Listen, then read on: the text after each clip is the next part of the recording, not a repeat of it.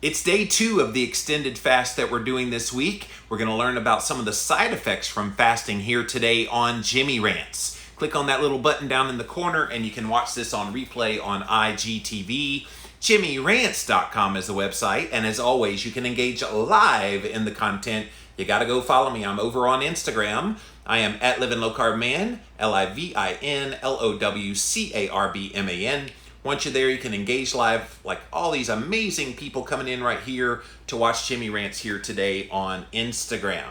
We also simulcast live over here on my Facebook page, so welcome in you guys. Thank you for being here. Finally, we also have the YouTube stream up and running, so thank you guys for watching today on Jimmy Rants. If you missed the live here on Instagram, we go 11 a.m. Eastern time, Monday through Friday. Sometimes we do 5 p.m. Eastern on Monday through Friday, sometimes on the weekends, but almost always 11 a.m. Eastern. You can watch all the replays right here on Instagram at IGTV. So go look at my page there. You can see all the past episodes. We also put them up over on YouTube. Just type in a keyword Jimmy Rants. You will find the show. Finally, we have all of them housed at the official website for this show, JimmyRants.com. And you can basically see all the past episodes there. Also, if you like what you see here and what we do here, I do have a Patreon page if you want to click on that and show your support. I don't charge anything for people to watch Jimmy Rants, and we try to provide a really good, entertaining, and educational show here.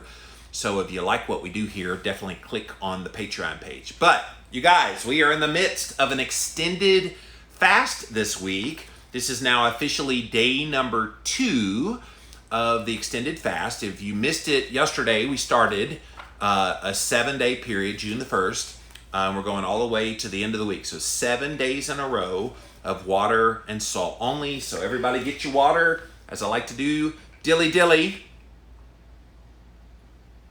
And we're drinking the water. I do want to test my ketones, which I just did a cup of water, and I just washed out my mouth. So this might dilute the ketones, but let's see how my breath ketones are doing. Again, I'm going to use the BioSense meter. MyBioSense.com is the website if you want to get one. If you put in coupon code Jimmy, they give you $20 off plus free shipping. And it's not, it asked me to blow when I was not paying attention. Hang on a second, it's got to prepare it all over again. I have to watch the device because when you press it to go, you have to blow into it. And I did not blow into it, so now it's having to warm up again. MyBioSense.com if you want to get one of these devices. $20 off and free shipping if you use coupon code Jimmy. But it's a breath ketone device, if you're new and you haven't seen me talk about this yet, that is measurable in breath ketones, but it translates into blood ketones. So it's about a 10-to-1 ratio. So if I blow a 10 on here, that's equivalent to blowing a 1.0 or having a 1.0 blood ketones. All right, I'm paying attention this time. I need to blow into it. All right, here we go.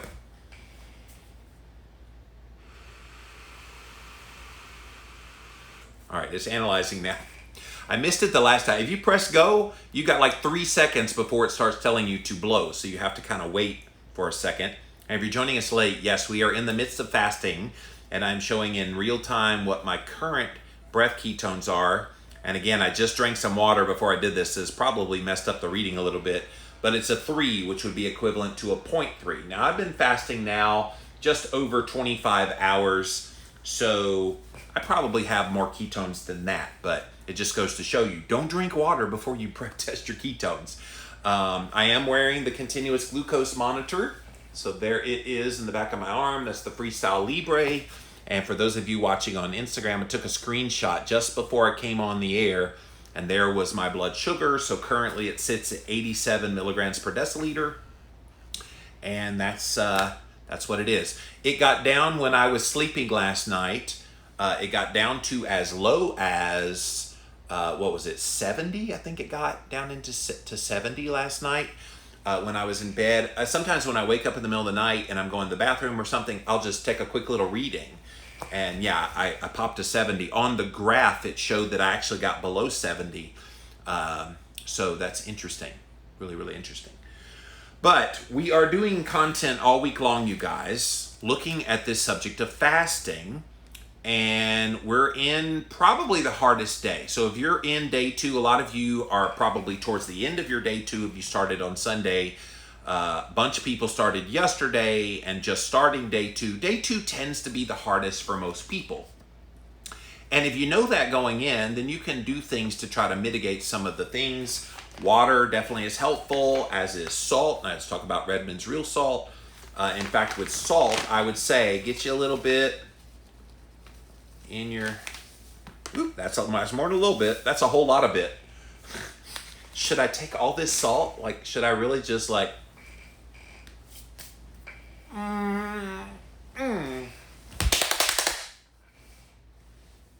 That's a lot of salt. I did not mean to get that much salt.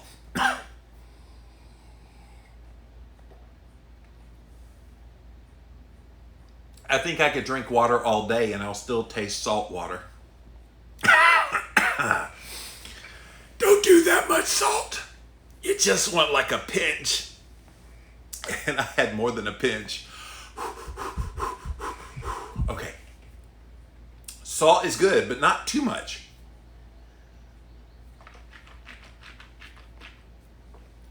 Okay, I was not meaning to do that, but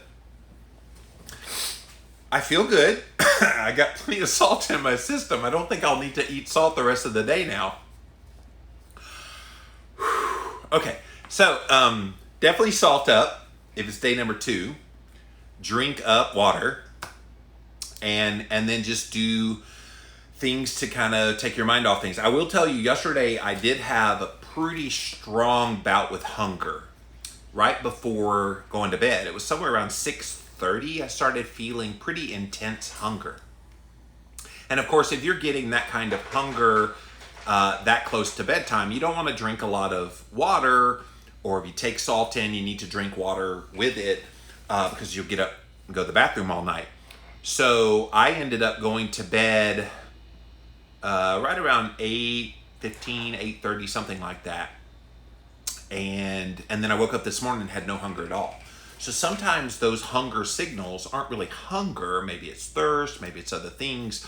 Maybe you're bored. Like right now, I can feel I'm in hour 25 of this fast, and I can feel right there in the belly that there's a little bit of just kind of this hollowness, this emptiness. I mean, you haven't eaten in over 24 hours, so that's going to be normal. And of course, people say, well, I can't handle that. Well, no, you can handle that. During the daytime, use the salt, use water, deep breathe. And one thing that I notice when I'm outside and I have sun hitting me pretty good, I actually feel nourishment. It's kind of weird to talk about sun giving you nourishment, but you feel nourishment in your body, and it can calm down some of that hunger, some of that craving or whatever that you're feeling. So if that's you today, I hope that's a nice little tip that will help you. But I do have this nice article, was on the Diet Doctor website, so Dr. Andreas Ehrenfeld, and it was written by Megan Ramos, who is she works with Dr. Jason Fung, who I co-authored The Complete Guide to Fasting. So that's our book from 2016. You can get that on Amazon. But she works with him. A personal friend of mine, Megan, is, and she came up with this list of the most common side effects of fasting and then what you can do about it. So I thought it would be really worth going over these with you guys here today as the content on day number 2. And again, if you're just joining us, we are in the midst of a 7-day fasting challenge. It's water and salt only. So many of you are participating in this, so thank you for being here. And I'm trying all week long to provide you fresh content about fasting, so that if you're deciding to do this now and you're in the midst of this with us, or if later on you want to fast, you can reference these and get the information now so that when you do go to fast, you've got it and you're able to be successful. All right, so let's read from this article. And again, this is written by Megan Ramos. I always tell patients to think about their body having 2 different factories. One is the sugar fueling factory and the other is the fat fueling factory. Many of us have been using our sugar fueling factory to keep our bodies running for years, maybe decades. So those of you that eat carbohydrates in your diet, you're a sugar burner. During that time, our fat fueling factory has been closed down. It has. So suddenly switching from eating all the time to fasting will force your body to fuel on the fat stores. You go from giving your body sugar fuel to now using fat for fuel. This means you must wake up the fat burning factory and slow down the usage of the sugar burning factory. Okay? So a lot of us, when we went keto, that's exactly what we did. We turned on the fat burning factory and we shuttered down the sugar burning factory. And I think those people who successfully make the switch over from sugar burners to fat burners, you have an easier time with fasting. It's one thing I mentioned on my post yesterday, my Jimmy Rants yesterday morning, was if you're not already keto adapted and you're trying to fast, you must like pain. Because a lot of these side effects that we're going to talk about could be mitigated if you just got keto adapted first. Imagine how many struggles it might take to slow down usage of the factory you're primarily used for years and then start up the fat factory, which has been sitting there collecting dust. It isn't going to be a perfectly smooth transition. There are going to be some inevitable barriers you'll have to push through in order to get the factory up and running efficiently. But for some people, this transition is flawless and they don't have any side effects at all. So what we're going to talk about here today does not mean when you fast over an extended period like all of us are doing this week, that you'll get all of these symptoms. But if you experience at least one of these symptoms, it could be as a result of the fasting. It doesn't mean anything's wrong. It's just you have to know this going into it. And maybe you've already experienced some of this. Others aren't so lucky if you fall into the category that experiences one of these undesired side effects below. Don't fret. Most of them go away completely within a few weeks of sticking to the same routine. So if you're doing a 7-day fast, they're even talking about intermittent fasting, some people getting some of the things we're about to talk about. But if you get one, it's not going to be that way forever. Sometimes people start fasting and they get some side effect that has not been there before. And then they stop fasting because, I don't want to deal with that the rest of my life. Well, what if it's just something you deal with in the temporary and then it goes away? And then you don't have that issue again. And that's what you have to remind yourself of. Any of these things that we describe here, they won't last forever. So in our clinic, Megan again continues, we have noticed that side effects more frequently linger if people don't stick to their fasting protocol consistently. So if you've got some kind of a fasting protocol, even if it's intermittent fasting or some of these extended fasts like we're doing this week, you're going to get better at these side effects over time because you do them consistently. It's the people that say, well, I fasted for 3 days and I didn't feel anything, or I didn't get any better from the side effect. And next time I fasted, I had the exact same side effects. Well, when did you fast again? Oh, a year later, I had the exact same. Well, you weren't consistent with your fasting. This is the key, guys. It might be challenging to you, but the more consistent you are with having a fasting regimen, the sooner you can adapt, and all these side effects that we're about to talk about will go away. So you are most likely to experience side effects if you are brand new to doing fasting. So if you've never done this before, never tried to push your body beyond 24 hours of fasting before, you may have this. Less common in people who start fasting after being low carb or keto, by the way. So low carb or keto is kind of your gateway into fasting and doing it well without having as many side effects.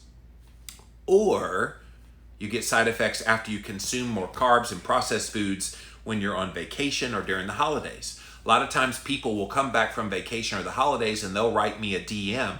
Should I go on a fast for a few days in order to ease back into ketosis? I'm like, yeah, if you like having a lot of pain and a lot of stuff happening in your body that won't feel good, no, get keto adapted. And then if you want to implement some fasting, that's fine at that point. But let's not pretend like that getting or going on a fast is going to magically put you back in ketosis without repercussions after having a carb binge. You are less likely to experience side effects if you're on low carb or keto before you fast because your body is already using fat for fuel. You don't deviate from your diet. For example, eat lots of junk foods on the weekends. There are people who eat keto during the week, junk foods on the weekend, and they're like, man, this fasting sucks. Well, yeah, because you're not consistently letting your body be in a ketogenic, keto-adapted fat-burning state. And the more your body is in a fat-burning state before you start fasting, the better you'll do at fasting. And then finally, the people who are most successful and have the least number of side effects are the ones who stick with a regular fasting regimen. All right. So let's look at some of the most common side effects that come from fasting. And I see over here on Facebook, Maria has already identified the first one we're going to list here, Maria. And that's headaches, dizziness, mental fog, and lethargy. These side effects can be due to low sodium levels, which, as you guys know, if you watched earlier, I put a whole crap load of salt in my mouth. I will not be low on sodium for a little bit. Our insulin levels begin to drop significantly when you start fasting as well. And this drop in insulin sends a signal to your kidneys to release excess water, since insulin increases your water retention. Most people find they got to go pee a lot when they're new to fasting for this reason. So I talked about this yesterday. When you go keto, you dump a bunch of your glycogen stores, and thus early on getting keto adapted, shifting from sugar burner to fat burner, you do have to go urinate quite a bit. Well, when you fast, even the best keto person is still going to experience an increase in urination when you go fasting, because there's even more glycogen stores that are being dumped because the lowering of the insulin, as Megan noted in this article. As our bodies rid themselves of this excess water, we also lose sodium through the urine, which is why you have to replenish it. We're also not eating food at all, so we can have a decline in our electrolytes, which include sodium, potassium, and magnesium. I told you guys about these yesterday, the fasting drops from keto chow. It's a concentrated form of sodium and magnesium. They don't put potassium in here, and here's an important thing to think about too. People are like, do I need to take potassium? If you get proper levels of sodium, your body knows how to balance out sodium and potassium very well. So get adequate sodium, and then the magnesium in there completes the electrolyte blend. Our bodies tightly regulate all of these electrolyte levels, and this sudden change can throw your body off of homeostasis. So when you go onto an extended fast, like so many of us are doing right now, you're going to have to replenish electrolytes, which is why you tell me salt up, or you hear me tell you salt up.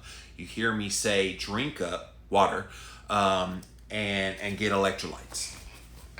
So the solution is, gee, imagine that, a pinch of some kind of a natural salt. This is Redmond's real salt, but really pink Himalayan sea salt, Celtic salt, under your tongue. So ideally you want to put it under your tongue, let it kind of ooze there, it gets into the bloodstream, and instantly a lot of the hunger, a lot of the cravings, a lot of the feeling bad starts to go away. We're talking about specifically the side effects of headache, dizziness, mental fog, and lethargy.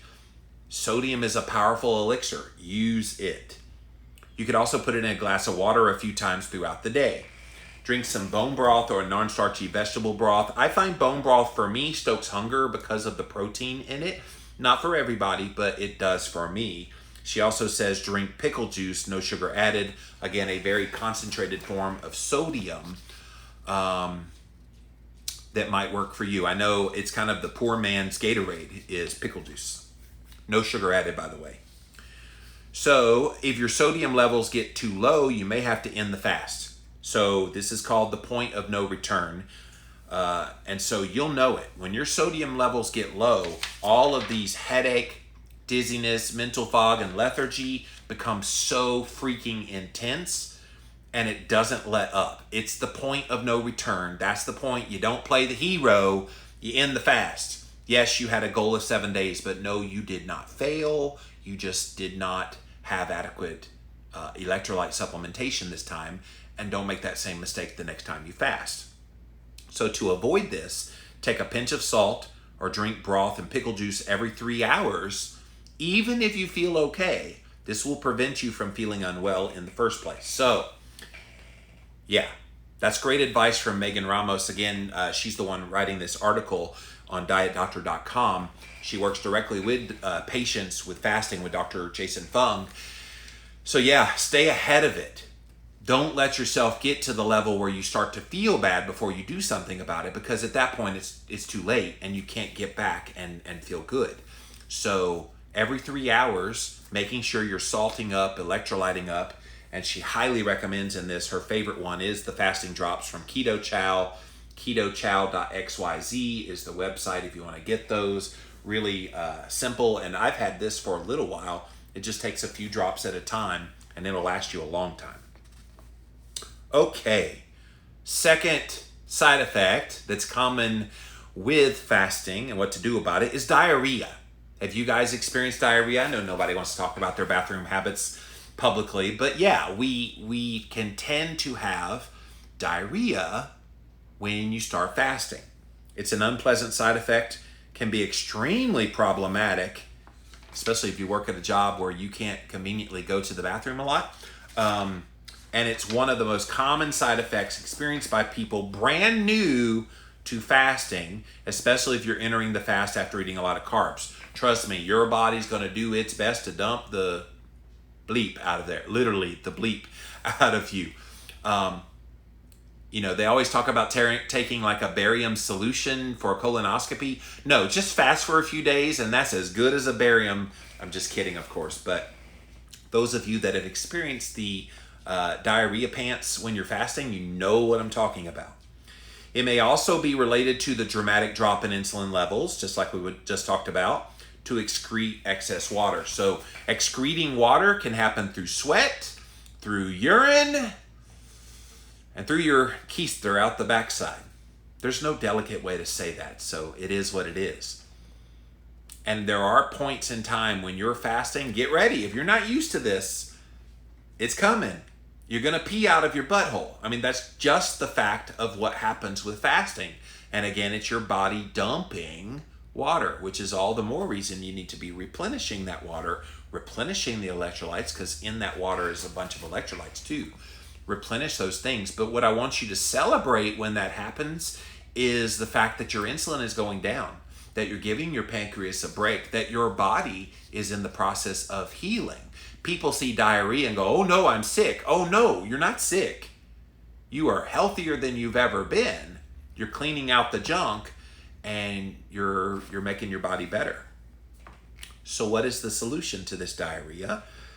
You can take 1 tablespoon of psyllium husk, stir in a minimum of 1 cup of water, let it sit for 5 to 10 minutes before drinking it first thing in the morning. It's important to drink plenty of fluids when you take psyllium husk in order to get the effect. So taking the psyllium husk and then drinking lots of water behind that glass of water with the psyllium husk can help.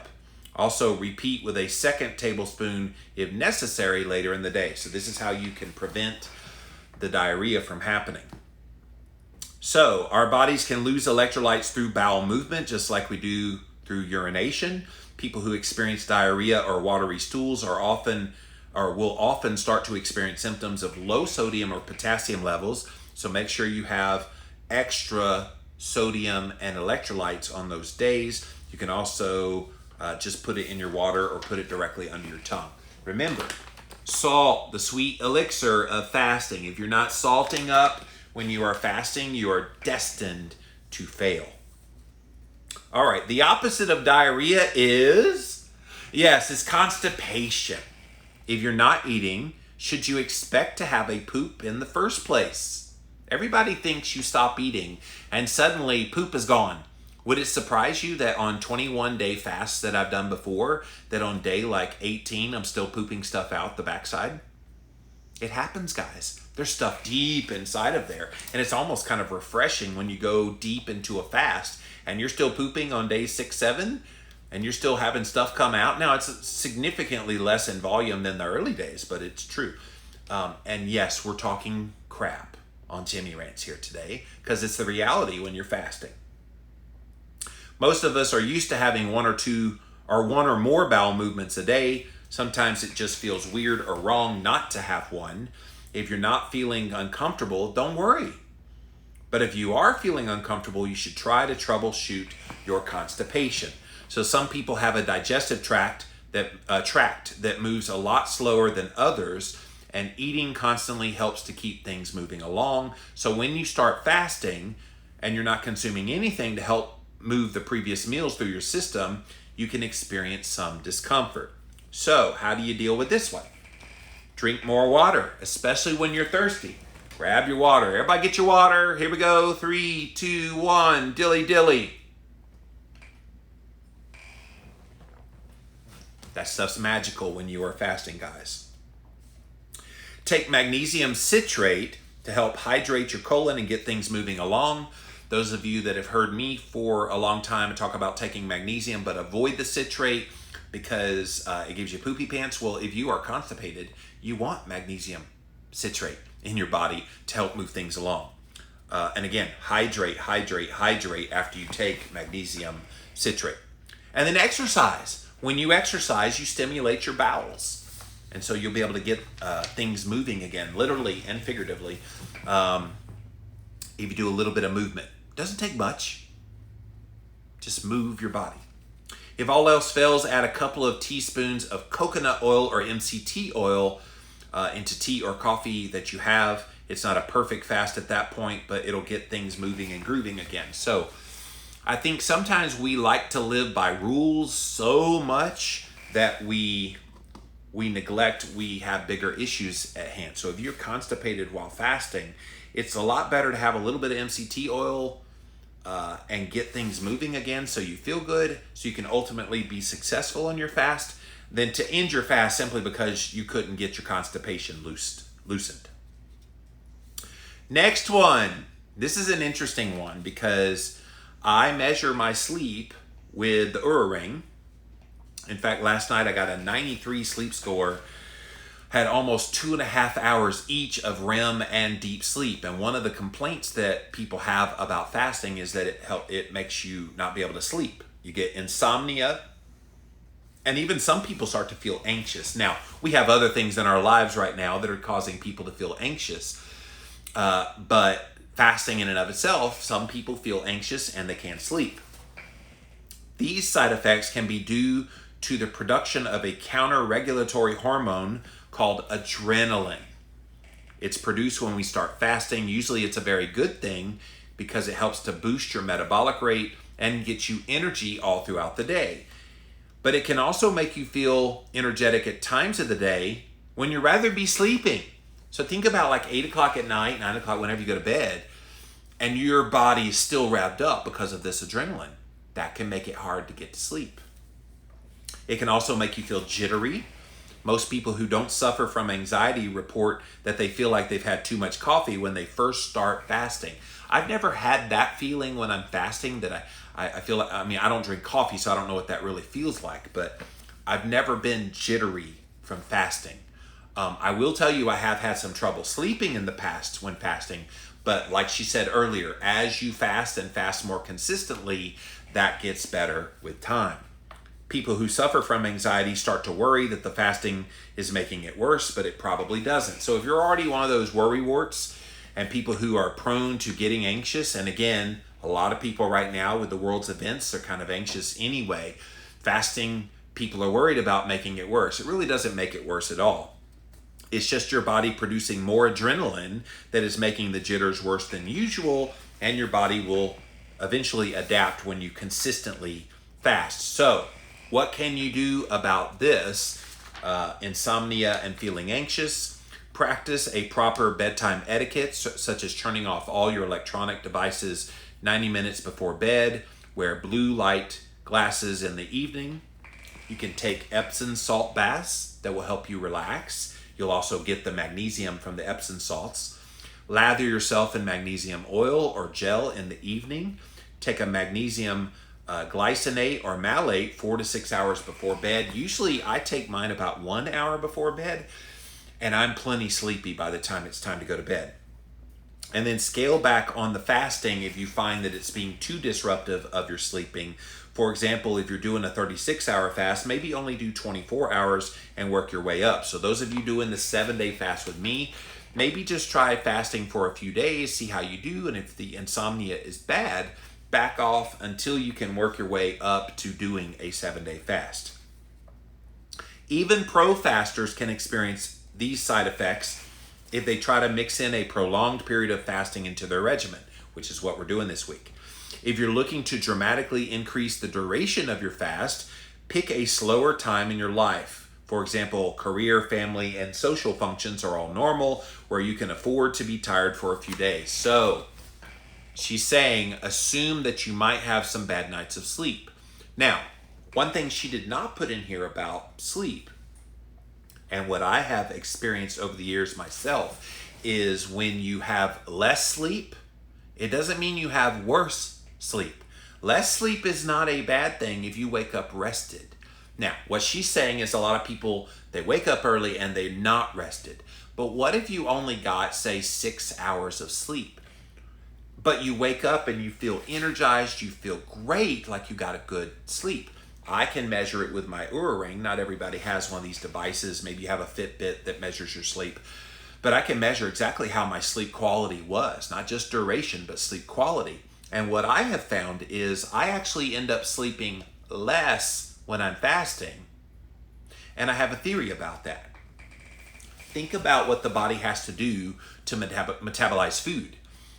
It's a process. It puts a lot of effort into processing that food, digesting the food. And so when you're not eating food at all, your body does not have to repair that part of your metabolism at night. And so if you don't have to repair it, those workers can go home early, and thus you wake up a little bit sooner. And so 6 hours of sleep during a fast does not mean you didn't sleep well. 6 hours of sleep might have meant you slept efficiently and they got the job of recovering your body done in shorter amount of time.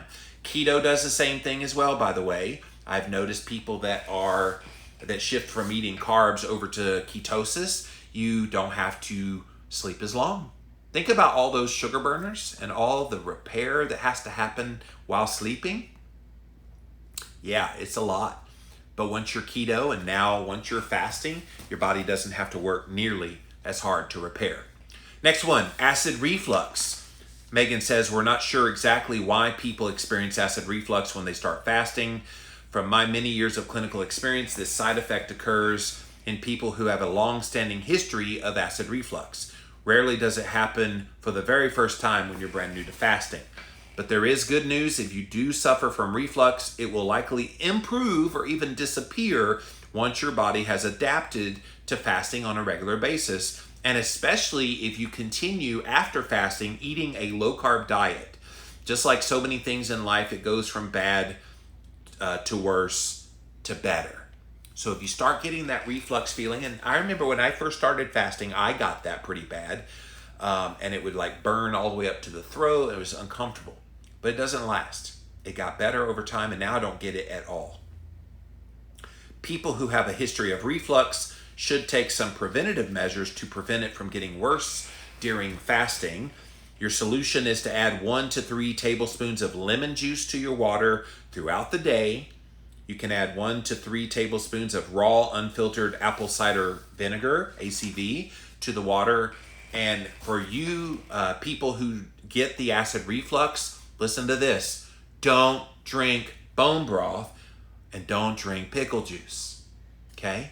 So those can make it worse. The lemon and the ACV, lemon juice and ACV can make it better. Okay? So avoid spearmint as well as peppermint teas. They can make the acid reflux feeling worse as well. Instead, go for licorice tea, which will help prevent the reflux. So you guys getting good information out of this? I thought this was a really good article. Gout is the next one, and this one's personal to me because a couple of weeks ago I went to an ER clinic. My right ankle is swollen right now, and I'm in pain from it, and they diagnosed it as gout. I am not taking any medication for that. I refuse. I'm taking tart cherry extract, which is supposed to help with it. It's a more natural solution. I'm rubbing CBD oil on it as well, but Megan says gout is another one of these side effects some people get when they go on a fast. So like acid reflux, we don't know why people develop this while they're fasting. I've had less than 3 cases in nearly a decade where an individual with no history of gout developed it from a fast, especially intermittent fasting. So the solution is to start with intermittent fasting when you begin, no more than 24, 36, or 42, 3 times a week. Add 1 to 3 tablespoons of lime juice, and then she talks about taking that cherry root extract, which she says will not break your fast. So it's best for people with a history of gout to start off slowly when you have fasting. Go from 3 meals a day to 2 meals a day to 1 meal a day over the course of 1 to 2 months. If you have any gout pain, scale back. The remedies listed above are best used together as opposed to using one over the other. So do it all, and that will prevent that. Finally, what's the last side effect from fasting? And it's something we've heard about with ketosis and low-carb diets for years. Halitosis, or bad breath. Great things in life often come with a negative consequence, and one of the consequences of losing weight can be bad breath. It's also a consequence of being in a fat-burning state and producing ketones. It's keto breath. When we're experiencing keto breath, your tongue may become white. I haven't had white tongue in years. We have the taste of acetone in your mouth, so you get like a metallic taste. It's, again, for those of you that have not been keto adapted for long, or you're brand new to all this, you can taste kind of a metallic taste early on. That's the acetone. Because it's a byproduct of fatty acid metabolism. Some people's spouses refuse to kiss them and even make them sleep in the guest room because the halitosis is so bad in the mornings. But don't worry, it's a sign that you're burning fat, and it's a very good sign. As fat loss begins to slow down, your breath will likely improve, your tongue will go back to being pink, and you'll be welcome back into your bedroom again. So, what are the solutions to the bad breath? Oil pull with coconut oil 2 to 3 times a week. If you've never done that before, you basically put coconut oil in your mouth and then you swish it around. And so coconut oil is antibacterial, which helps to clean up some of the nasty smelling buggers that are making your breath smell bad. Brush your teeth more frequently throughout the day during fasting. Plus, that can just make you feel better. Plus, if you're feeling the need to eat something and then you brush your teeth, sometimes it's that brushing teeth feeling that makes you go, yeah, I'm not ready to eat anymore. So it's kind of a cool trick. You could also use a tongue scraper to clean your teeth, clean your tongue off. And then finally, drink more water. All right, so guys, that is some of the most common side effects that come from fasting and what you can do about it. And if you joined us late, we are in day number 2 of an extended fast. I'm doing a 7-day water fasting challenge this week, and so many of you are participating. If you're just watching this for the first time, it's not too late. Come on in, join us. You can do this, and don't feel like if you commit to 7 days that you have to do the 7 days. If at some point during the fast some of these side effects pop up and you can't get them to go away, don't be the hero. End your fast. There's no shame in that. The last time we did this group fast, I think it was day 4 or 5, I was dying. The side effects were killing me. I was having major hunger. I think I was stressed because I was coming up at the end of my work before my sabbatical, and so I had so much to do. It just did not work for me well. So I ended my fast, even though I'm leading the fast. So don't think you have to be the hero and keep going to 7 days when you're in a lot of pain. So, join us on this fast. All right, I want to see what you guys have to say about these side effects. Feel free to include any others that you might be experiencing or have experienced in the past on doing extended fasting. We're going to come to Instagram Live first, then Facebook, then YouTube. Welcome in, welcome in. JimmyRants.com is the website. B. Parkman has the first comment. I lost 8 pounds of water between yesterday and today, but then I was carved up when I started this. Yes, you dumped all those carbs, you dumped all that glycogen from the carbs. So, you'll see the weight loss slow down significantly. Linda says, good morning. Silly, silly, do it. I think you meant dilly, dilly, but maybe your autocorrect made it silly, silly. Silly, silly! I guess saying dilly, dilly is silly, silly. Jillian says, yay!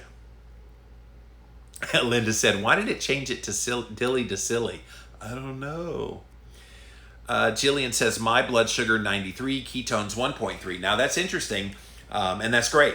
Keep up the good work. It looks like you're doing really well. Linda says, I'm reading the Complete Guide to Fasting right now. So those of you that have not gotten this as a resource, the Complete Guide to Fasting, it's a book I wrote 4 years ago with Dr. Jason Fung, the preeminent fasting expert in the entire world. And yeah, it's a good kind of starter's manual if you've never fasted before or didn't know why you needed to fast before. Just an FYI for everyone, for every gram of glycogen that you store, 3 grams of water bind to it. Hence, losing water when you lose glycogen from being in ketosis. That's interesting. Thank you for that information. So 3 times as much water as you do the glycogen. And so, yeah, you're dumping glycogen, but you're dumping a whole heck of a lot more water. 42 hours fasted so far, says Sue. Sadzi says, is Epsom salt magnesium citrate? No, it is not. Magnesium citrate will be a separate magnesium supplement. It's literally called magnesium citrate. You can get it in Vitamin Shop, GNC, wherever you get vitamins from. But magnesium citrate is in and of itself its own one. I'm not sure what the form of magnesium is in Epsom salt. I want to say it's glycinate, but I'm not sure. But it's not citrate. Does long-term fasting cause high cortisol due to the stress? Is this counterproductive? Great question. Thank you for that, by the way, Sadzi. It does lead to an increase in cortisol temporarily. So in those first few days when you're feeling the worst, when things are kind of going haywire, that's the cortisol going up. That's that adrenaline we talked about earlier. This is why some people can start to have insomnia and start having issues early on. I find that by the end of day number 3 and going into day 4, all of that cortisol effect that might happen from being in a fasted state tends to calm down. And a lot of that is just your body's natural mechanisms for protecting you kicking in. They think you're starving. It's trying to send you a signal. Dummy, we haven't been fed. Hello, Earth to Jimmy, anybody home? And so it's raising cortisol to try to make things send signals to you to eat something. But you've got a bigger purpose in mind. You're fasting for health. You're fasting for all the reasons you're fasting. So no, it is not counterproductive over the long term. And so I know people make that as the argument against fasting. Well, you're raising your cortisol. Okay, but what else is happening? You're getting a boost in your metabolism. You're lowering inflammation. You're lowering insulin. You're having lots of good things happen. So with every good thing, sometimes you get a few things that people might perceive as a bad thing, but I think the good outweighs the bad. Marley wants to know where you get the ring from. So it's called the Oura Ring. They are not a sponsor. I just happen to love the device. Oura. If you look them up online, you do a Google search, I'm sure you can find it. But yeah, I've been wearing that for years, tracking my sleep. This article is perfect. Thank you. Thank you, Linda. I thought it was pretty darn good. And Megan is a great friend of mine. Again, I got this off of dietdoctor.com. The title, Common Side Effects of Fasting. Sadzi says, I have pale bowels in the past while fasting. The hypochondriac in me found an article that said this indicates severe dehydration or liver disease. What are your thoughts? Don't Google symptoms, because everybody that Googles symptoms they have about anything in their health finds out they have cancer and they're dying tomorrow. So don't do that. So, I mean, if it finds you're dehydrated, then the solution is, once again, dilly, drink up. I wouldn't worry about it. I do know that when I'm in a fast, I'll sometimes see a color change of my stools as well. It's not always going to do this, but I've seen some yellower types of ones. And the only thing I can think of is it's a part of the body dumping out maybe some fat stores. And so, yeah, I would not worry about that. Does goat stay on fasting? What is goat? Lavender Love, you're going to have to tell me, what does goat stay on fasting? I'm trying to figure out what you mean by that. I don't know what that means. Go right down there what you mean by goat. Marley says, would desiccated beef organ supplements break a fast? No. But I will tell you, on a fast, I am not taking supplements. The only one I might take is vitamin D, but I'm getting a lot of sunshine, so I'm not even taking as much of that. I am taking some CBD oil because of my ankle.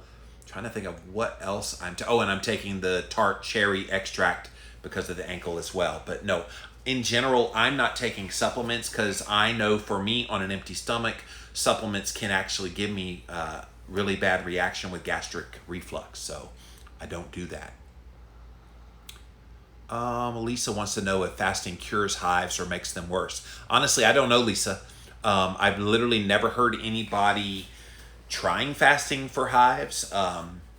But it would seem to me that the lowering of the inflammation that comes from fasting might help. That's definitely a question for Dr. Fung or Megan Ramos, since they see patients all the time. I don't see patients. I've never had hives, so I don't have firsthand experience about that. Probiotics help me there. Usually skin conditions are gut related, so fasting might help. Okay, thank you, Lavender Love, for chiming in. Is it normal for your energy to be low, and how low is too low? Well, again, if you have low energy, we talked about that in this article, that lethargy. Let me go back to that portion of the article because there was some really good stuff. Salt under your tongue or in a glass of water, drink bone broth or non-starchy vegetable broth, and drink pickle juice. Usually when you have that severe of lethargy, you're not getting enough electrolytes. So that's where things like these fasting drops, things like salt, are all going to be helpful in preventing that from happening. And again, as Megan said in her article, you want to be salting up probably every 3 hours. Even if you're asymptomatic of any problems, salt up because it's going to make you feel better. Kat says, oh my God, gout happened to me once while fasting. So weird. Came out of nowhere on day 4.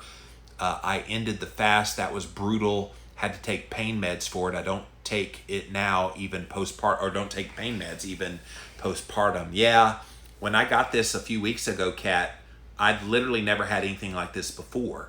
And I want to know what triggered it. It wasn't fasting that triggered it. I don't know what happened to me.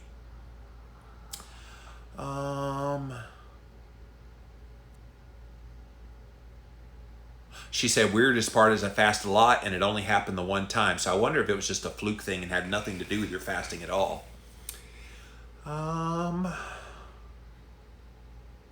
Steph says, fasted since Sunday at 2, feeling good.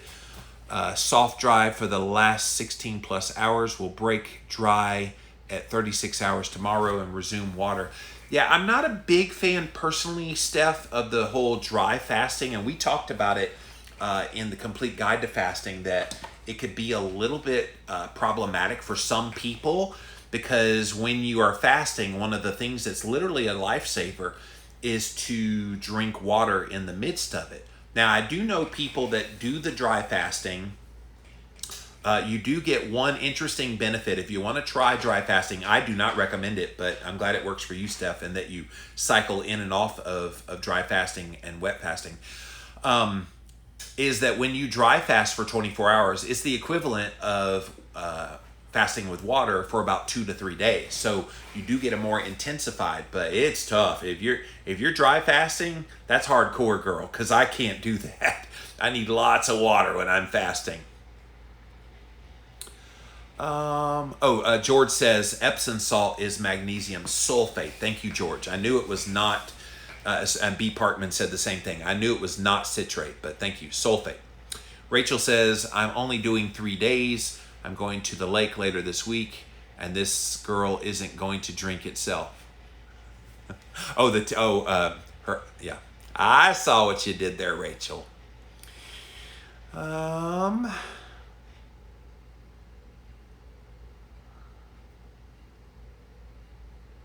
Oh, she said gout, not goat. How would I know? You wrote goat. I was sitting there going, what? Are these articles on PubMed? No, this article is on dietdoctor.com. So go look it up. Have you tried the Keto Aid, salt and ACV and water, sodium water, and lime juice, says welcome home Farm, Tennessee. Yeah, I do. I have some keto aid in there. They sent me some knowing I would be fasting. I wanted to see if I could make it. If I get to the point where I don't think I can make it, I might try it. So keto aid is this thing that actually is a ketone ester. So it's like an exogenous ketone, except it's a little drinkable form, and it will raise your ketones, which ostensibly could quell down any hunger. I haven't felt the need to do that. They're definitely not a sponsor or anything, but I might show you guys tomorrow on camera. But they got these nifty little kind of energy shot things that are ketone esters that could help you in the midst of this, but I don't think that's necessary per se. Definitely salt, ACV, water, all that stuff can help. Tim says, I'm doing a 7-day fast now. Yeah, we all are.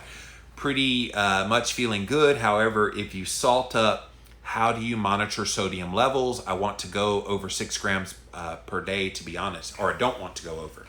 So you salt up, and see, here's the thing. People worry about, well, what if I eat too much salt or raise my blood pressure, cause problems? No. Your body very tightly regulates your sodium levels. So if you give it salt, any excess, it will excrete out. Maybe that's why some people tend to have the diarrhea when they're on a fast and they're salting up. Maybe that's the body's way of excreting out that extra salt that it does not need. So if you have excess diarrhea, often when you are fasting, it could be you're having too much salt, so back off on the salt. I don't think you have any dangers unless you're just mainlining it all day of getting too much salt. But that every 3 hours, just a little pinch under the tongue every 3 hours, you should not get anywhere close to 6 grams per day.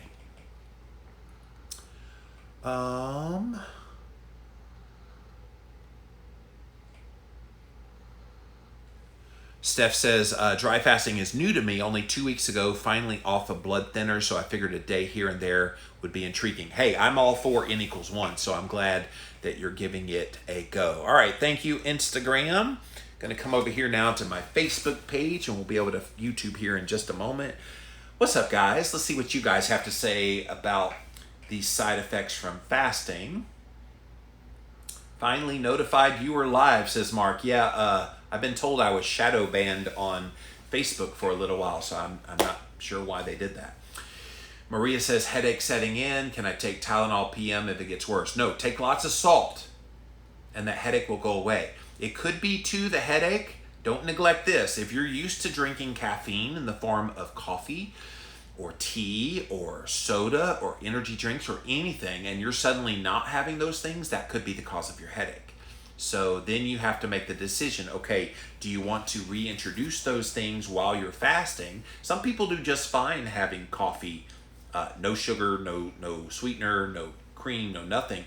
Tea that's unsweetened, even diet soda. Some people like those things when they're fasting, You have to figure that out for yourself. Some people get a stoking of hunger and insulin response when they have artificial sweeteners, and other people don't. Same with caffeine. Some people get a response, some people don't. So figure that out for you. Sebascan says, does anybody get cold when fasting? I get cold when I fast, even in the Texas heat. Yes, that's another side effect. I'm surprised that Megan did not put it in the list. Coldness is a side effect of perhaps some thyroid issues that could be going on. It's not uncommon. So a lot of people that go keto, same thing. If you undereat calories, same thing, or fasting. So yeah, it's really interesting. It sounds more like a thyroid issue than necessarily fasting. I would get thyroid numbers run and see if maybe you need to get that checked. Maria says, I love my tummy is shrinking. Started Sunday at 7 p.m. using the Zero application. Yeah, I sometimes use these apps with fasting, but literally all it is with the Zero app is start fasting. It just kind of does this countdown. I guess if you like the visual of seeing how long you fasted, it does do it in a nice little graph for you. Norma says, hungry yesterday p.m. and okay this morning, feeling good almost to the end of day 2.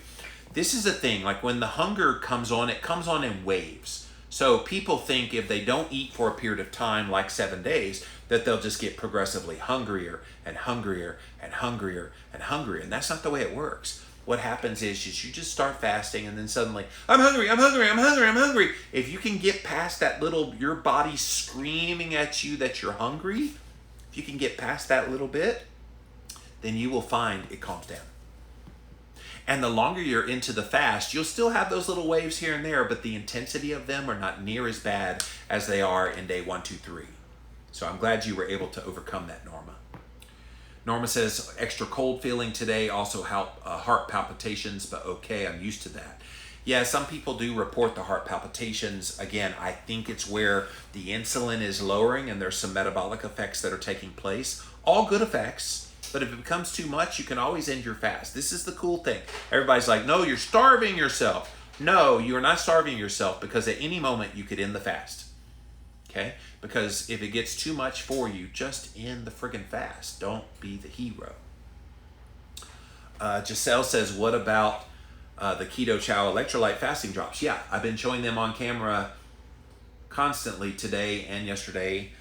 They are powerful, that's for sure. Gout is triggered by stress. I have gout, also was diagnosed and shocked, but my uric acid was 13, says Giselle. Yeah, I don't have my uric acid back, but every time I've had uric acid run, it has not been high. So I definitely need to have that run here soon. Hunger has not been an issue, says Berkeley. Berkeley, that's great. Some people, they get hunger early on and then it goes away. And this is officially now day number 2 of the fast here in the 7 days. Day 2 is usually the hardest. This is where people start to feel that intensity, because your body, if you're keto adapted, you're pretty much used to intermittent fasting 18 to 24 hours. So when you start getting over 24, the body goes, hello, dummy, are you gonna eat? Hello, hello, hello. And it just starts screaming at you with these hunger signals.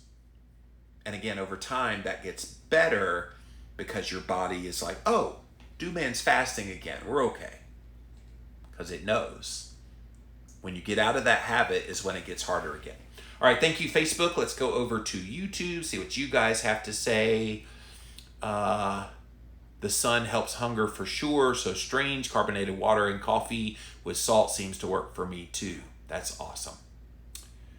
John says, are you done with kombucha during a fast? Yeah, I only did that for the first couple of fasts that I did. I found that it actually increased my diarrhea, John. So that was when I was first learning about doing longer fasts. And if you've read the complete guide to fasting, I talked about bone broth and kombucha early on when I was doing longer fasts.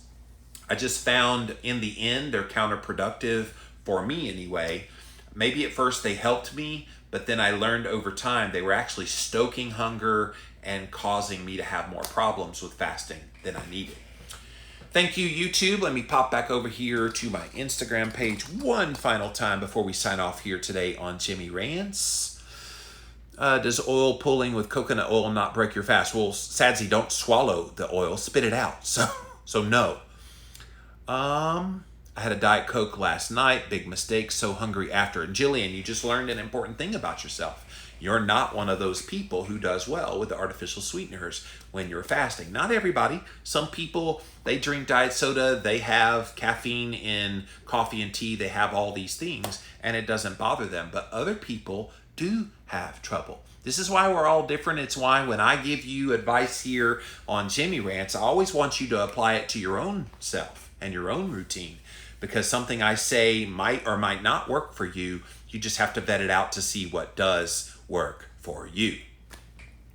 That's it for this episode of Jimmy Rants. JimmyRants.com is the website. And as always, you can engage live in the content. We go live right here on Instagram, Monday through Friday, 11 a.m. Eastern Time. Sometimes 5 p.m. during the week, sometimes on the weekends, but almost always right here, 11 a.m. Eastern Time on Jimmy Rants on Instagram. So you got to go follow me there at Livin' Low Carb Man, LIVINLOWCARBMAN. Once you are there, engage live, look at the regular content I do on my page. I have stories regularly. We put lots of information up on my Instagram page. We also simulcast over here on my Facebook page. Thank you guys for joining us today. And we simulcast on the live stream of my YouTube channel. So what's up, YouTube? Thanks for being here today, you guys. If you missed the live here, you can watch it on replay on IGTV, so check that out. You can also watch the past episodes over on YouTube. Type in a keyword, Jimmy Rants. You will find the show. Finally, JimmyRants.com is the official website. You will always find all the videos there. Support us at our Patreon page. There's a link there at JimmyRants.com. So until next time, you guys, we'll see you then.